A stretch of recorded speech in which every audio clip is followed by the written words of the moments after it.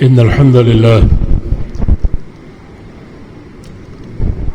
نحمده ونستعينه ونستغفره ونعوذ بالله من شرور أنفسنا ومن سيئات أعمالنا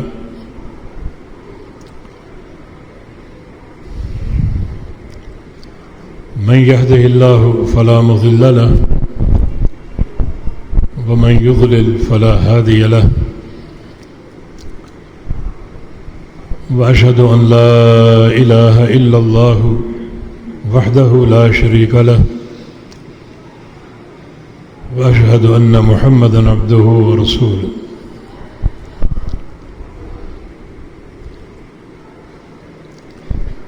يا أيها الذين آمنوا اتقوا الله حق تقاته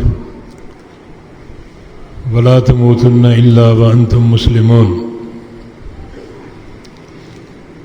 يا أيها الناس اتقوا ربكم الذي خلقكم من نفس واحدة وخلق منها زوجها وبث منهما رجالا كثيرا ونساء واتقوا الله الذي تساءلون به والأرحام إن الله كان عليكم رقيبا يا أيها الذين آمنوا اتقوا الله وقولوا قولا سديدا يصلح لكم أعمالكم ويغفر لكم ذنوبكم ومن يطع الله ورسوله فقد فاز فوزا عظيما أما بعد فإن أصدق الكلام كلام الله وأحسن الهدي هدي محمد صلى الله تعالى عليه وسلم وشر الأمور محدثاتها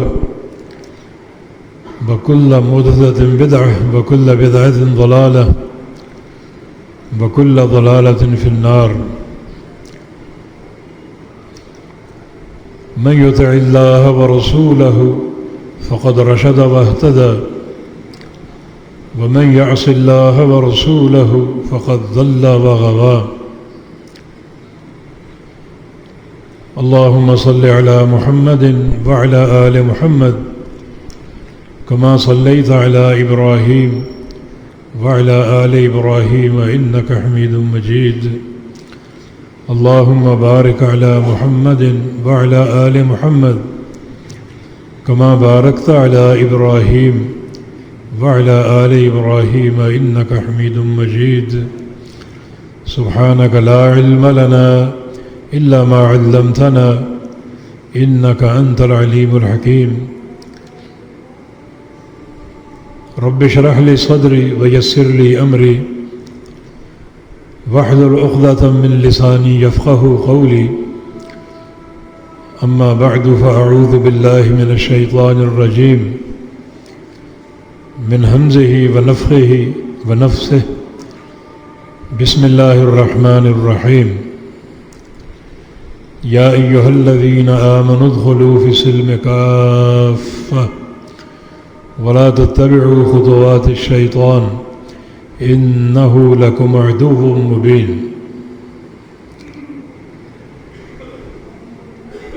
اس آیت کریمہ کے مخاطب اہل ایمان ہیں اور حکم یہ ہے کہ اسلام میں پورے کے پورے داخل ہو جاؤ، جس کا ایک معنی یہ ہے کہ اپنے پورے جسم کے ساتھ سر سے لے کر پاؤں تک، پھر جسم میں لباس بھی ہوتا ہے، اپنے لباس کے ساتھ اسلام میں پورے داخل ہو جاؤ، یعنی پورے وجود پر اسلام کا رنگ ہو، لباس بھی اسلام کے مطابق ہو، اور کوئی چیز اسلام کے دائرے سے باہر نہ ہو۔ اگر آپ پورے کے پورے داخل ہیں لیکن آپ کا سر اسلام سے باہر ہے تو آیت کریمہ پر آپ کا عمل نہیں ہو رہا۔ پورے کے پورے داخل ہیں اور آپ کے کان اسلام کے دائرے سے باہر ہیں اس آیت کریمہ پر آپ کا عمل نہیں ہو رہا۔ دوسرا اس کا معنی یہ ہے کہ اسلام 3 چیزوں کا نام ہے: عقیدہ، عمل اور اخلاق۔ تو اسلام میں داخل ہو جاؤ عقیدے کے ساتھ، عمل کے ساتھ اور اخلاق کے ساتھ۔ ہر چیز کتاب و سنت سے ماخوذ ہو اور ہر بات نبی علیہ السلام کی تعلیمات کے مطابق ہو۔ اس کا تیسرا معنی یہ ہے کہ اسلام میں تمام حقوق کی 2 قسمیں ہیں، کچھ حقوق اللہ تعالیٰ کے ہیں اور کچھ حقوق اللہ کے بندوں کے ہیں۔ یہ سارے حقوق سمجھو اور ان کو ادا کرو۔ ان سارے حقوق کے ساتھ دین اسلام میں داخل ہو جاؤ۔ اسی تیسرے معنی اور تیسری تفسیر کے حوالے سے گزشتہ جمعے ایک حدیث بیان کی تھی جو صحیح مسلم کی روایت سے ہے اور جس کے راوی امت کے پہلے محدث ابو ہریرہ رضی اللہ تعالی عنہ۔ اس حدیث میں 10 جملے ہیں یا 10 خصائل ہیں۔ بعض کا تعلق بندوں کے حقوق سے ہے اور بعض کا تعلق اللہ تعالیٰ کے حقوق سے ہے۔ کچھ باتیں بیان ہوئی تھیں، مثلا نبی علیہ السلام کا ارشاد گرامی: من نفس عن اخیہ المسلم یا من نفس عن مؤمن کربۃ من کرب الدنیا نفس اللہ عنہ کربۃ من کرب یوم القیامہ۔ جو شخص اپنے کسی بھائی کی دنیا کی کسی تکلیف کو دور کر دے تو اللہ تعالیٰ اس کی آخرت کی تکلیفوں کو دور کر دے گا۔ بتایا گیا تھا کہ بھلا دنیا کی تکلیفوں کا آخرت کی تکلیفوں سے کیا مقابلہ ہے؟ اللہ تعالیٰ کا بدلہ بڑا عظیم الشان ہے۔ آپ نے کسی بھائی کی دنیا کی تکلیف رفع کر دی، ٹال دی، تو اللہ تعالیٰ آپ کی آخرت کی تکلیفیں ٹال دے گا۔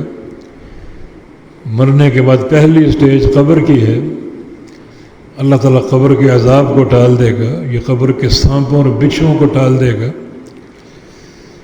یہ بڑا عظیم الشان بدلہ ہی۔ اور دوسرا جملہ تھا: من یسر علی معسر یسر اللہ علیہ فی الدنیا والآخرہ، کہ جو اپنے کسی بھائی کے لیے آسانی کر دے اللہ تعالیٰ اس کے لیے دنیا اور آخرت میں آسانیاں پیدا فرما دے گا، اسے دنیا اور آخرت کی آسانیاں پہنچائے گا اور عطا فرمائے گا۔ اگر میں یہ کہوں کہ یہ جملہ سب سے پہلے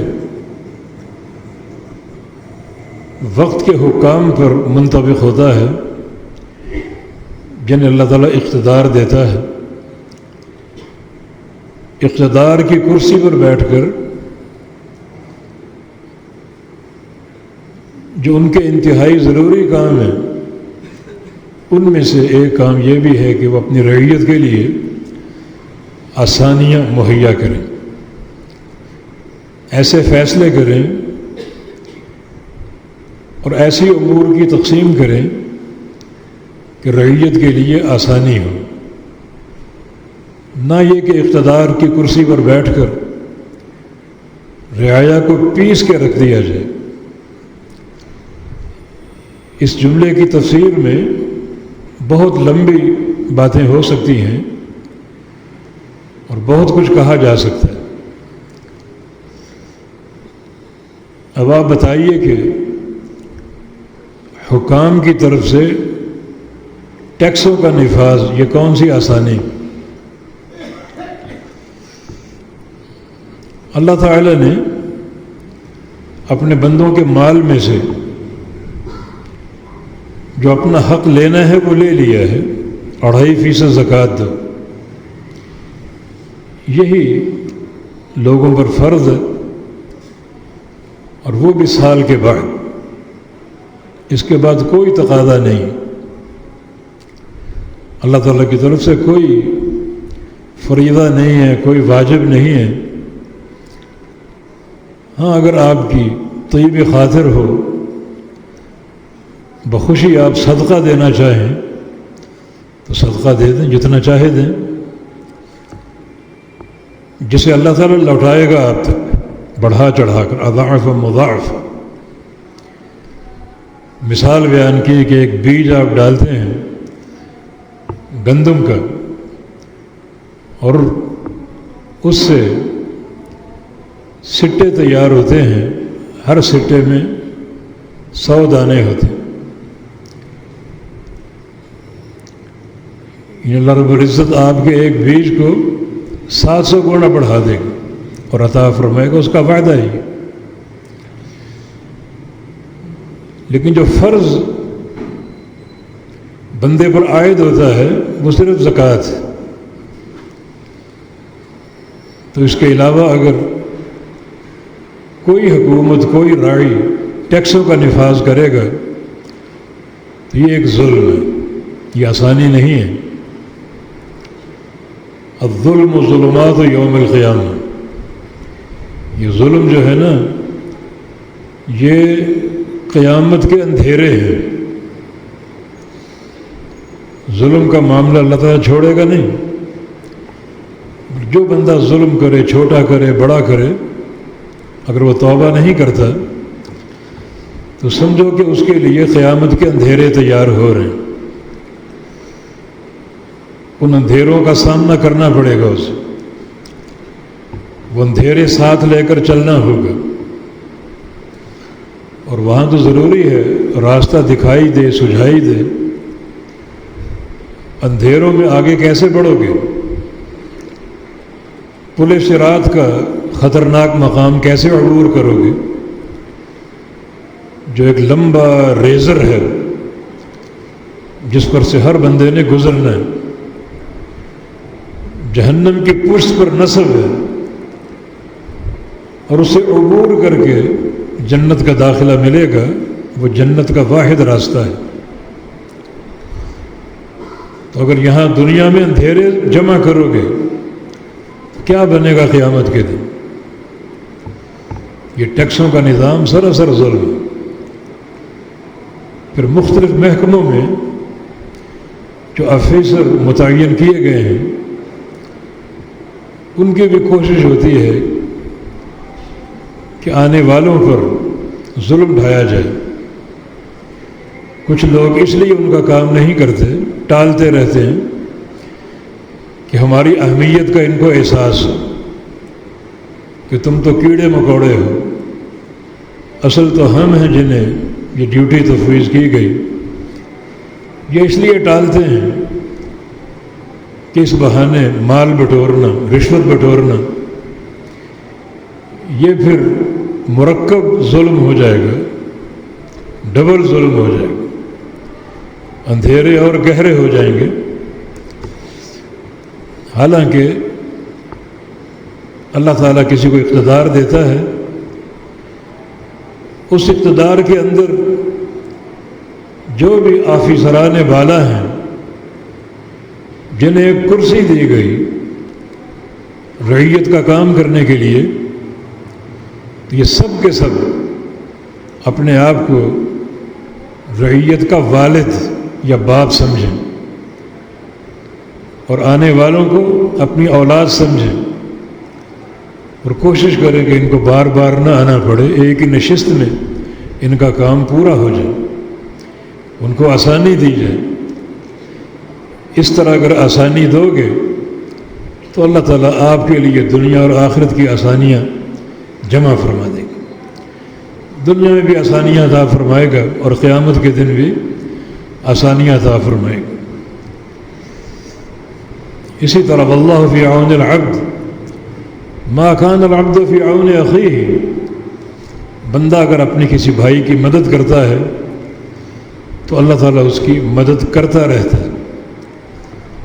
اب کیا بندہ مدد کرے گا اور اس کے مقابلے میں خالق کائنات کی مدد کیا ہوگی؟ بڑی عظیم الشان یہ حدیث ہے، اور اس میں اللہ تعالیٰ کے بدلے کے اور اس کے اجر کے بڑے عظیم نشانات اور مظاہر۔ من ستر علی مؤمن ستر اللہ علیہ فی الدنیا والآخرہ، جو اپنے کسی مومن بھائی کے عیب پر پردہ ڈالے گا یا اس کے عیبوں کو چھپا لے گا، اللہ رب العزت اس کے عیوب پر پردہ ڈالے گا، دنیا میں بھی اور آخرت میں بھی اس کو رسوا ہونے سے بچا لے گا، دنیا میں بھی اس کے عیبوں کو ڈھانک دے گا، اور قیامت کے دن بھی جب کہ بندے کا حساب ساری خلائق کے سامنے ہوگا، وہاں بھی اللہ تعالیٰ پردہ ڈال دے گا۔ اور یہ بھی بڑا عظیم صلہ ہے، عظیم الشان بدلہ ہے۔ سارے انسان گناہ گار ہیں، اور اگر گناہوں پر پردہ ڈال دیا جائے تو یقیناً یہ بہت بڑی کامیابی ہوگی اور بندے کے لیے سعادت ہوگی۔ اس کے لیے ہمیں کیا کرنا ہے؟ اگر ہمیں اپنے کسی بھائی کے عیب معلوم ہو،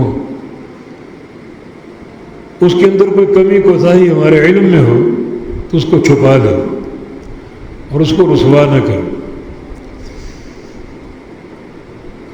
آگے جو 5واں جملہ ہے،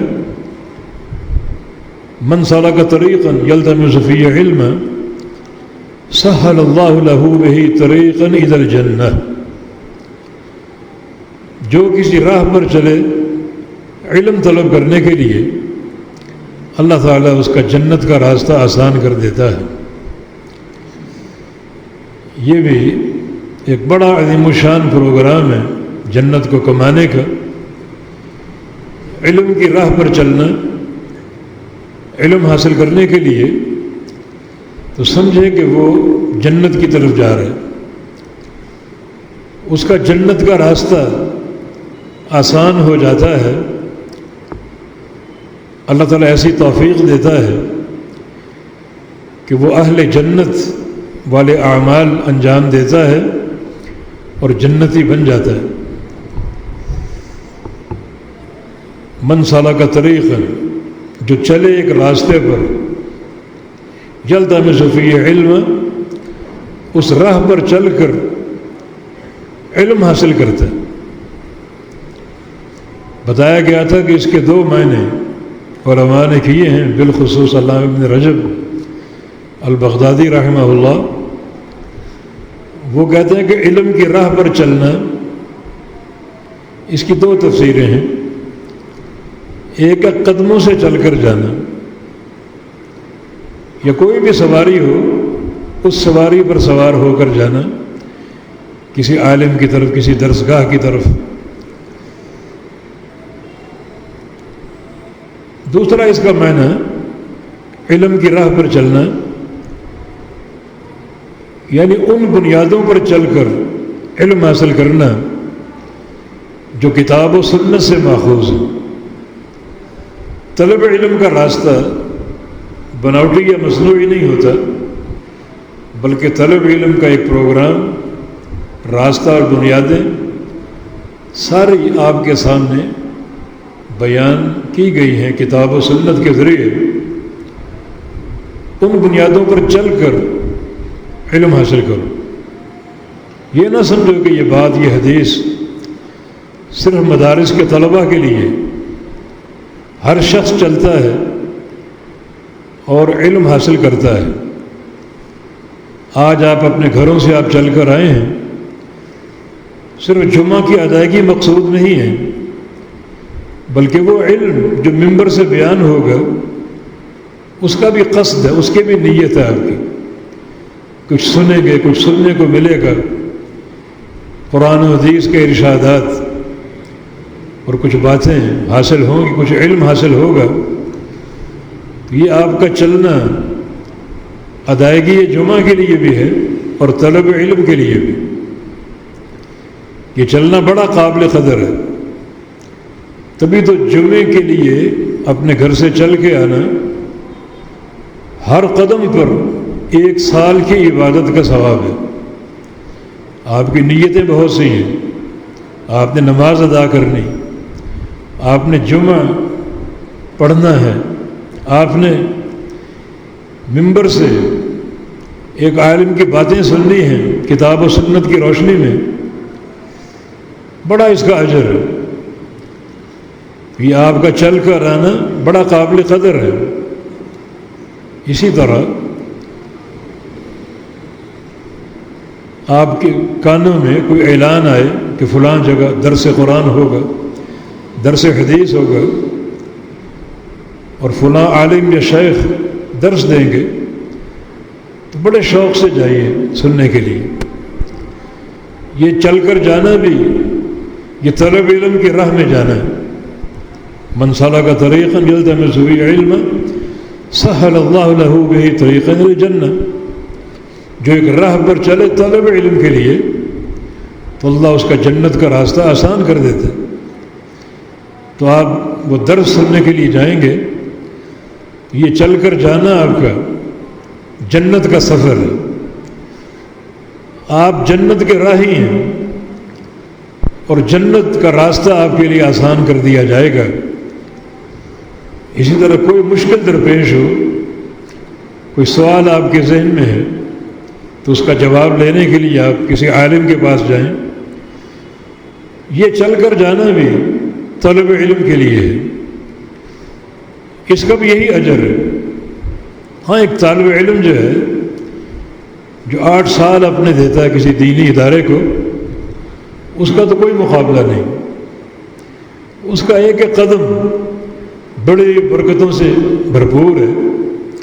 لیکن یہاں اس عام شخص کی بات ہو رہی ہے جو کسی ایک مجلس میں پہنچتا ہے، کسی ایک درس کے اجتماع میں پہنچتا ہے، جمعہ ادا کرنے کے لیے پہنچتا ہے طلب علم کی نیت لے کر، یقیناً اسے یہ اجر ملے گا۔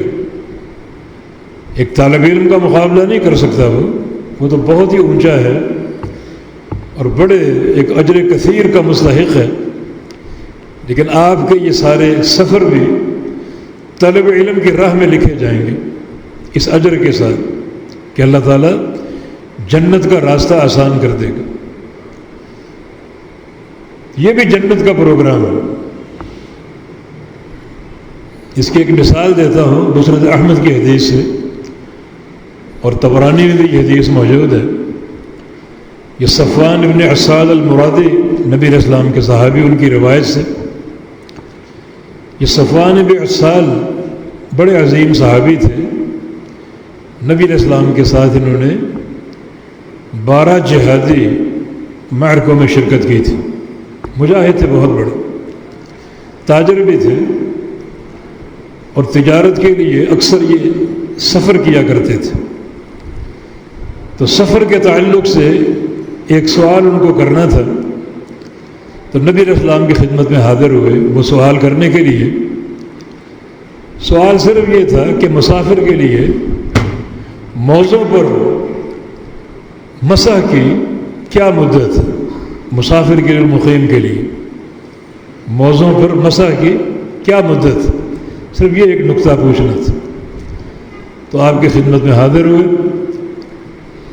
اور آ کر عرض کیا کہ جئتک اطلب العلم، یا رسول اللہ صلی اللہ علیہ وسلم، میں آپ کی خدمت میں حاضر ہوا ہوں طلب علم کے لیے، طلب علم کے لیے۔ حالانکہ ایک نقطہ صرف لے کر آئے تھے، وہ سوال کرنا تھا، مگر یہ بھی طلب علم کا راستہ ہے، میں طلب علم کے لیے آیا ہوں۔ تو رسول اللہ صلی اللہ علیہ وسلم نے ارشاد فرمایا کہ ان الملائکۃ لتحف، بلکہ اس سے قبل فرمایا کہ مرحبا بطالب العلم، خوش آمدید طالب علم کے لیے، خوش آمدید۔ یہ عموم کا صیغہ ہے جس کا معنی جو بھی طالب علم ہے، جو بھی طلب علم کے لیے آتا ہے اور قیامت تک آتا رہے گا، اسے اللہ کے پیغمبر کی طرف سے خوش آمدید، مرحبا، اہلا و سہلا۔ اسے نبی علیہ السلام نے مرحبا کہا ہے، مرحبا کا معنی تم بڑی کشادہ سرزمین پر آؤ جہاں کوئی تنگی نہ ہو، کوئی ترشی نہ ہو، کسی قسم کی کوئی تکلیف نہ ہو، خوش رہو، دنیا کی خوشی، آخرت کی خوشی، مرحبا۔ تو ہر طالب علم کو آپ نے مرحبا کہا ہے۔ اس میں وہ طالب علم بھی داخل ہے جو 8-8 9-9 سال دینی ادارے میں گزارتا ہے، اور وہ طالب علم بھی داخل ہے جو صفوان ابن عسال کی طرح صرف ایک سوال کا جواب دینے کے لیے آیا تھا، مرحبا، خوش آمدید۔ پھر فرمایا کہ ان الملائکۃ لتحف بطالب العلم، فرشتے طالب علم کو گھیر لیتے ہیں، اپنے پروں سے اسے چھپا لیتے ہیں، اسے گھیر لیتے ہیں، اس پر ٹھنڈک سے بھرپور سایہ کرتے ہیں۔ ثم يركب بعضهم بعضا، پھر وہ فرشتے اوپر تلے نیچے ایک دوسرے پر سوار ہوتے ہیں، ایک فرشتہ اوپر، دوسرا، پھر تیسرا، پھر چوتھا، سوار ہوتے ہیں اوپر، حتی یبلغ الی السماء دنیا، حتیٰ کہ وہ آسمان تک پہنچ جاتے ہیں۔ اتنے فرشتے اللہ رب العزت ایک طالب علم کے استقبال کے لیے بھیجتے ہیں، جو اسے اظہار محبت بھی کرتے ہیں، اپنے جلووں میں لے لیتے ہیں، اس کے لیے دعائیں کرتے ہیں رحمت کی اور مغفرت کی۔ یہ ایک طالب علم کا اعزاز ہے۔ اور یہاں حیرانگی کوئی بات نہیں کہ ایک طالب علم کے لیے اتنے فرشتے زمین سے آسمان تک۔ اس کا عملی ثبوت اسید ابن حضیر کی حدیث ہے، جو قرآن کی تلاوت کر رہے تھے، سر اٹھا کر دیکھا تو زمین سے آسمان تک قندیلیں روشن ہیں، تا حد نگاہ قندیلیں آسمان تک پہنچ گئی۔ نبی علیہ السلام سے جب صبح ذکر کیا تو فرمایا کہ یہ فرشتے تھے کہ تمہارا قرآن سننے آئے تھے، تمہاری تلاوت سننے کے شوق میں آئے تھے۔ ملائکہ اللہ تعالیٰ کی ایک لا تعداد مخلوق ہے، لا تعداد، جن کی تعداد ہم شمار نہیں کر سکتے۔ دنیا کے سارے کمپیوٹر لے آؤ، ملائکہ کی تعداد شمار کرنے کے لیے سب فیل ہو جائیں گے۔ مثلا نبی علیہ السلام کی حدیث ہے، ما فی السماوات السبع موضع 4 اصابع الا وملک قائم وملک راکع وملک ساجد واضع جبہتہ للہ۔ 7 آسمان ہیں، ان 7 آسمانوں میں 4 انگلی کے برابر خالی جگہ نہیں ہے، ہر جگہ فرشتہ موجود۔ آسمانوں کا تصور کرو، ہماری زمین بڑی وسیع ہے، مگر یہ سورج زمین سے کروڑہا گنا بڑا، اور یہ سورج آسمانوں کے مقابلے میں کیا ہے؟ کتنی بڑی مخلوق ہے، اور ایک آسمان نہیں 7 آسمان۔ فرمایا کہ 7 آسمانوں میں 4 انگلی کے برابر خالی جگہ نہیں، ہر جگہ فرشتہ موجود۔ وہ فرشتے اس کے علاوہ ہیں جو زمین میں پھیلے ہوئے، وہ فرشتے اس کے علاوہ ہیں جو اللہ تعالیٰ کے عرش کے ارد گرد ہیں۔ تو تصور ہے اس تعداد کا؟ نبی علیہ السلام کی ایک اور حدیث ہے، یؤتی بجہنم یوم القیامہ وَلَهَا 70,000 زمام عَلَى كُلِّ زمام 70,000 ملک۔ قیامت کے دن جہنم کو لایا جائے گا اس طرح کہ وہ 70,000 لگاموں میں پروئی گئی ہوگی، 70,000 لگام، اور ہر لگام کے ساتھ 70,000 فرشتے ہوں گے جہنم کو کھینچنے کے لیے۔ اب 70,000 کو 70,000 میں ضرب دیجیے، یہ تقریباً 4 ارب 90 کروڑ کی تعداد بنتی ہے۔ یہ وہ ملائکہ جن کو اللہ نے پیدا کیے ایک ڈیوٹی انجام دینے کے لیے، اور وہ ہے قیامت کے دن جہنم کو کھینچنے کے لیے۔ باقی پورا دورانیہ انہوں نے اللہ کی تسبیح کرنی، اللہ کی تحمید کرنی ہے، اور جب قیامت قائم ہوگی تو ان کی ڈیوٹی ان کو دی جائے گی کہ تم نے ان لگاموں کے ساتھ جہنم کو کھینچنا۔ 70,000 لگامیں ہوں گی، ہر لگام پر 70,000 فرشتوں کی ڈیوٹی ہوگی، تو یہ ایک عمل کے لیے 4 ارب 90 کروڑ فرشتے ہیں۔ اور اس سے بھی بڑھ کر نبی علیہ السلام کی ایک اور حدیث ہے، جب آپ نے معراج کے موقع پر بیت المعمور کو دیکھا 7ویں آسمان پر، یہ فرشتوں کی مسجد ہے، فرشتوں کی مسجد، تو اس کے بارے میں آپ کو بتایا گیا کہ اس مسجد میں روزانہ 70,000 فرشتے نماز پڑھتے ہیں، 70,000، اور جس فرشتے نے ایک بار نماز پڑھ لی اس کی قیامت تک باری نہیں آئے گی، قیامت قائم ہونے تک، جب سے دنیا بنی ملائکہ پیدا کیے گئے اس وقت سے لے کر آج تک ملائکہ اس میں نماز پڑھ رہے ہیں اور قیامت تک پڑھتے رہیں گے۔ جس فرشتے نے ایک بار پڑھ لی اس کی قیامت تک باری نہیں آئے گی۔ تو پھر کیا حیرانگی کہ ایک طالب علم کے لیے اتنے فرشتے اللہ بھیج دے کہ ان کی تعداد انتہائی ناقابل شمار ہو اور وہ زمین سے آسمان تک پہنچ جائے۔ یہ ایک طالب علم کا اعزاز۔ اب صفوان ابن عسال کس علم کے لیے آیا تھا کہ یا رسول اللہ صلی اللہ علیہ وسلم مجھے موضوع پر مسح کی مدت کے بارے میں سمجھا دیجیے، تو اس کے سوال کا جواب یہ تھا، دل مقیم یوم و لیلہ ودل مسافر ثلاثۃ ایام و لیالیہن۔ یہ جواب، یہ حدیث، یہ وہ علم جس کو طلب کرنے کے لیے آئے تھے کہ مقیم شخص جو ہے اس کی مسح کی مدت 1 دن 1 رات ہے، اور مسافر کے مسح کی مدت 3 دن 3 راتیں۔ یہ علم تھا جس کو طلب کرنے آئے تھے، اور اللہ کے پیارے پیغمبر نے مرحبا کہا، اور ساتھ یہ فرما دیا کہ جو بھی طالب علم ہو، چاہے وہ ایک نقطہ حاصل کرنے آئے، اس پر اتنے فرشتے سایہ فگن ہوتے ہیں کہ وہ زمین سے آسمان تک پہنچ جاتے ہیں، دعائیں بھی کرتے ہیں، دوستی بھی کرتے ہیں، محبت کا اظہار بھی کرتے ہیں۔ یہ طلب علم کا راستہ بڑا عظیم شان راستہ۔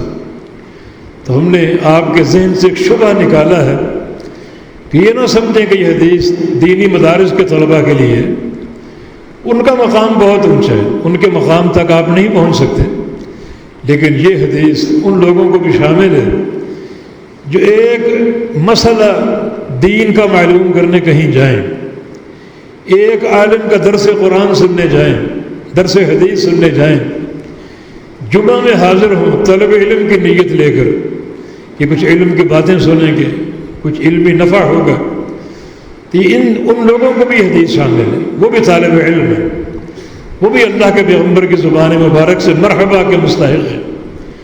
ان پر بھی فرشتوں کا سایہ ہوتا ہے زمین سے آسمان تک، ملائکہ ہی ملائکہ ہوتے ہیں، ان کو بھی یہ شرف حاصل۔ دوبارہ اس حدیث کی طرف آئیے کہ جو ایک راہ پر چلے طلب علم کے لیے، تو راہ پر چلنے کی 2 قسمیں ہیں۔ ایک ہے اپنے قدموں سے چل کر جانا، یا اپنی سواری پر، گاڑی پر، سائیکل پر چل کے جانا، گھوڑے پہ بیٹھ کر جانا، یہ سب چل کر جانا ہے، چاہے پاؤں پر چلیں یا سواری پر جائیں۔ دوسرا اس کی تفسیر کیا ہے کہ ان بنیادوں پر چلے طلب علم کے لیے جو بنیادیں کتاب و سنت نے بیان کی۔ وہ بنیادیں کیا ہیں؟ پیارے پیغمبر محمد مصطفیٰ صلی اللہ علیہ وسلم نے اپنے حج میں ایک دن منا میں ظہر کی نماز پڑھی مسجد خیف میں، اور نماز کے بعد خطبہ ارشاد فرمایا۔ اس خطبے سے قبل ایک دعا آپ نے پڑھی تھی، بڑی عظیم شان دعا، نظر اللہ امرا سمع مقالتی فحفظها ووعاها ثم اداها كما سمعها۔ یا اللہ اس شخص کے چہرے کو تر و تازہ کر دے دنیا میں اور آخرت میں، جو میری ایک حدیث سن لے اور اس کو یاد کر لے، اس کو حفظ کر لے، اس کی حفاظت کر لے اور اسے آگے پہنچا دے، اس سے قبل اس کو سمجھ لے اور اس کو آگے پہنچا دے۔ اس حدیث میں طلب علم کی 5 بنیادیں ہیں۔ پہلی بنیاد، سامع مقالات میری حدیث کو سنیں۔ سننے کا معنی شیخ کے پاس جائے، اپنے استاد اور معلم کے پاس جائے اور اس سے سنیں۔ یہ ہے سماع حدیث، جو کہ طلب علم کی بنیادی ایک اساس ہے اور سب سے مضبوط اساس ہے۔ باقی ساری باتیں سماع کے بعد کی ہیں۔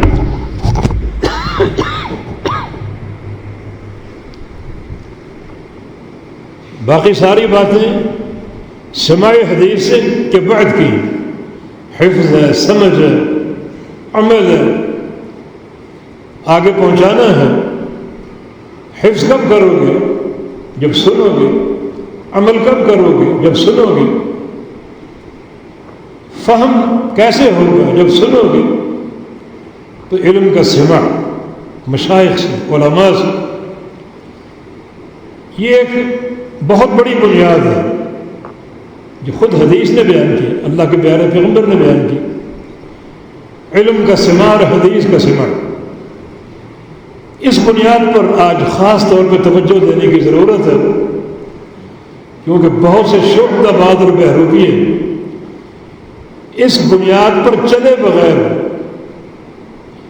علم کے معرکے میں داخل ہو جاتے ہیں، اپنے لقب خود ہی رکھ لیتے ہیں، مفتی اور محدث اور شیخ اور فلاں اور فلاں، بلکہ شیخ الاسلام، حالانکہ ان کی یہ ترتیب ہے ہی نہیں کہ انہوں نے کسی مستند اور ثقہ شیخ سے علم حاصل کیا اور پڑھا ہو۔ پرانے دور میں مشائخ سے علم لیے بغیر کچھ نحوستیں ظاہر ہوئی، جن میں مرزا غلام احمد قادیانی کوئی اس کا شیخ نہیں تھا۔ اس نے خود کتابیں حاصل کی، خود پڑھا، مرضی کا سمجھا اور دجال بن گیا، جھوٹا نبی بن گیا، اور ایک بہت سی مخلوق کو گمراہ کرنے کا سبب بن گیا، جہنم کا ایندھن بن گیا، اپنے لیے بھی اور اپنے سارے پیروکاروں کے لیے بھی۔ ان سارے پیروکاروں کا گناہ بھی اپنے ذمہ لے کر واصل جہنم ہو گیا، اور مرا بھی تو اس مقام پر مرا جو کسی بھی ایسے انسان کے لائق نہیں ہے، جو انسان اللہ کا پسندیدہ اور مقرب ہو۔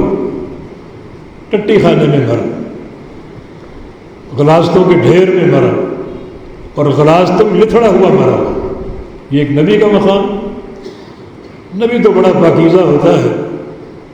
اللہ کے پیارے پیغمبر صلی اللہ علیہ وسلم نے اپنی وفات سے قبل حکم دیا تھا کہ 7 مشکیزیں پانی کے بھر کے لاؤ، جو بھرے پانی کے رکھے ہو کسی چشمے سے یا مختلف چشموں سے، اور ساتھ کہا کہ لم تحدل اوقیتہن، ان کی ڈوری نہ کھولی گئی ہو، یعنی وہ ڈوری اگر کھلے گی تو انسانی ہاتھ اس پانی میں پڑیں گے، وہ پانی آلودہ نہ ہو، جیسے وہ بھرے گئے ہوں چشموں سے ویسے ہی موجود ہوں، وہ لے کر آؤ۔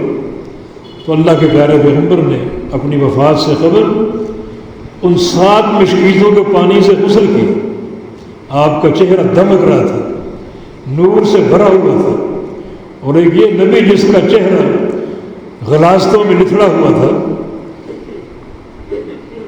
تو یہ کس چیز کا شاہزادہ ہے؟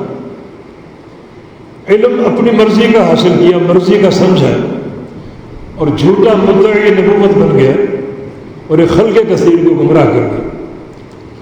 اسی طرح غلام احمد پرویز منکر حدیث، اس کا بھی کوئی علم میں استاد نہیں، وہ استاد جس کی سند اللہ کے پیغمبر تک پہنچتی ہو۔ یہ سلسلہ عالیہ بڑا بابرکت ہوتا ہے، جس کا روحانی ایک تعلق ہوتا ہے پیارے پیغمبر سے۔ اس نے اپنی مرضی کا پڑھا اور سمجھا اور حدیث کا منکر بن گیا۔ حدیث کا انکار کرنے والا بھی دجال ہوتا ہے، اور یہ شخص بھی ایک خلق کثیر کو گمراہ کر کے حدیث کا انکار کرنے والا کافر ہے۔ اگر آپ کے معاشرے میں ایسا شخص ہو تو اس سے ہمارا کوئی تعلق نہیں ہونا چاہیے۔ اگر وہ مر جائے وہ جنازے کا مستحق نہیں، مسلمانوں کے قبرستان میں اس کو دفن نہ کیا جائے، اسے کسی کچرا گاہ پر کچرے کے ساتھ پھینک دو، جہاں کتے اور بلیاں پڑی ہوں، مردار پڑے ہوں، اس مردار کا بھی اضافہ کر دو۔ ہو سکتا ہے کتا مردار اس کتے سے کچھ تنگی محسوس کرے، لیکن وہ کسی رحمت کا اور محبت کا مستحق نہیں ہے کہ اس کو مسلمانوں کے قبرستان میں دفن کیا جائے۔ یہ بھی ایک ایسے شخص کی تحریک کا نتیجہ ہے جس نے علم کا سماع مشائخ سے نہیں کیا تھا، خود پڑھا اور مرضی کا سمجھا اور منکر حدیث بن گئے۔ تو اس طرح کی مثالیں آتی رہتی ہیں۔ آج کے دور میں بھی جہمی اور غامدی جیسے استاد موجود ہیں جنہوں نے کسی عالم کا رخ نہیں کیا، درسگاہ کا رخ نہیں کیا، جن کے پاس وہ سند نہیں ہے جو ایک روحانی سلسلہ ہے، سلسلہ عالیہ جو اللہ کے پیارے پیغمبر تک پہنچتا ہے، جس میں علم کا سماع بھی متوارث ہوتا ہے اور علم کا فہم بھی متوارث ہوتا ہے۔ کسی دینی درسگاہ میں جاؤ گے کسی شیخ کے سامنے، وہ آپ کو علم دے گا اور فہم دے گا، وہ فہم جو اس نے اپنے شیخ سے لیا، اس شیخ نے اپنے شیخ سے لیا، اس نے اپنے شیخ سے لیا، حتیٰ کہ یہ سلسلہ چلتے چلتے ائمہ کرام محدثین تک پہنچتا ہے، اتباع تابعین تک پہنچتا ہے، تابعین تک پہنچتا ہے، صحابہ کرام تک پہنچتا ہے، اور بالآخر اکرم الخلائق محمد مصطفیٰ صلی اللہ علیہ وسلم تک پہنچتا ہے۔ اور محمد مصطفیٰ صلی اللہ علیہ وسلم نے علم جبریل سے لیا، جبریل نے اللہ تعالیٰ سے لیا۔ اس روحانی سند میں کیوں نہ برکت ہو؟ اور وہ لوگ کیسے بابرکت ہو سکتے ہیں جن کے اس روحانی سلسلے سے کوئی تعلق نہیں ہوتا؟ تو آپ نے علم کا سماع کرنا ہے بڑا سوچ سمجھ کر، ایسے عالم سے مستند ہو، عالم ربانی ہو جس کے پاس باقاعدہ علم کے سماع کی سند ہو، جس نے ایک عمر گزاری اور دینی مدارس میں، دینی معاہد میں، وہ عالم ربانی ہے جس کا آپ نے قصد کرنا ہے۔ اور یہ شعبہ باز جو بیٹھے ہوئے ہیں جن کو مسجد کی ممبر و محراب قبول نہیں کرتے، ٹی وی کی اسکرین پر نظر آتے ہیں نوجوان لڑکوں لڑکیوں کے جھرمٹ میں، مگر مسجد ان کو قبول نہیں کرتی، ایسے لوگ قطعاً اس قابل نہیں ہے کہ ان سے علم لیا جائے کہ ان کا قصد کیا جائے۔ خواہ وہ جہمی مرزا ہو، پہلے قادیانی مرزا تھا، آج جہمی مرزا ہے، اور پھر غامدی کے روپ میں ایک فتنہ۔ نبی علیہ السلام کی حدیث سمجھ میں آتی ہے کہ قرب قیامت ایسے داعی پیدا ہوں گے جو دعوت دیں گے لوگوں کو جہنم کے دروازے پر کھڑے ہو کر، اور جو ان کی پیروی کرے گا قذفوہ فی النار، اسی وقت اس کو جہنم میں ڈال دیں گے، کسی مہلت کے بجائے اس کو جہنم میں ڈال دیں گے۔ تو عرض یہ کرنے کا مقصد ہے کہ علم کا سماع جو ہے، جو طلب علم کا ایک اہم زینہ ہے، وہ یقیناً کسی معتبر شخصیت سے ہو جو سبیل المومنین کے مطابق ہے۔ سبیل المومنین کیا ہے؟ دینی مدارس قائم ہوتے ہیں، علماء اس میں بیٹھتے ہیں، اور علماء کو اللہ تعالیٰ نے یہ سعادت دی ہے کہ وہ ہر وقت طلب علم کے لیے تیار ہوتے ہیں اور پھر علم کو نشر کرنے کے لیے تیار ہوتے ہیں۔ جہاں آپ کا کچھ خرچ نہیں ہوتا، یہ مدارس نعمت نہیں ہے۔